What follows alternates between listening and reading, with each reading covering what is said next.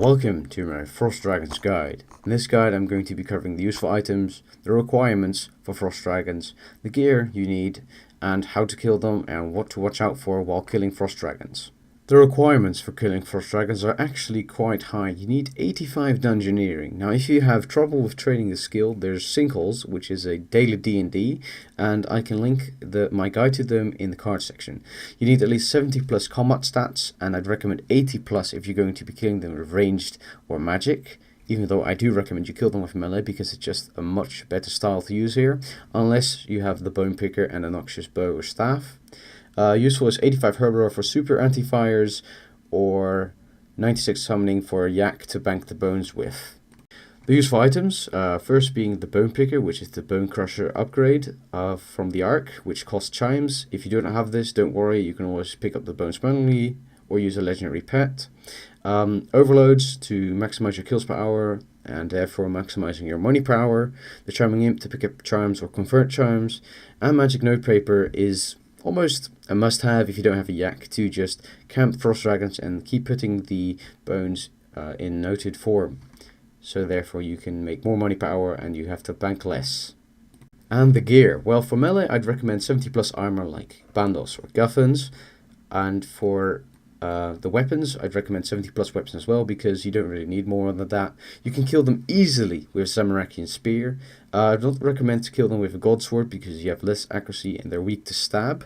So if you're going to be using weapons like a sword or chaotics, use 80 plus weapons if you're not going to be using a stabbing weapon to have 100% accuracy on them.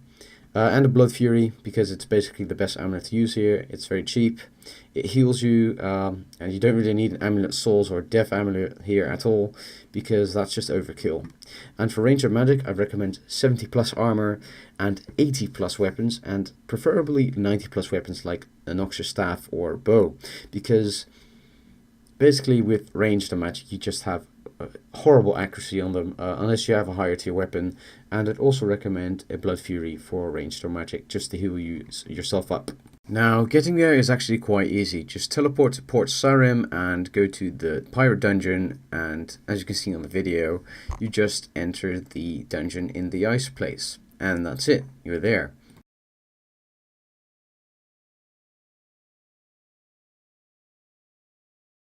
Now when killing Frost Dragons, there's this blue ball that can appear, which you will see in the video very shortly. Now this blue ball basically reflects damage back to you, and it can KO you, especially if you're using Berserk, because the damage is doubled. So you can easily KO yourself using Berserk and Destroy or Assault or something together. So watch out for these blue balls when killing Frost Dragons. Now, when killing Frost Dragons, especially with tier 70, 80 or higher weaponry, it's very easy. So I'd recommend to maximize your profit per hour to just run around, kill a few, then pick up the bones. Not what I'm doing on the video right here, but you want to run around, kill maybe the entire room if you're using a tier 90, and then pick up all the bones.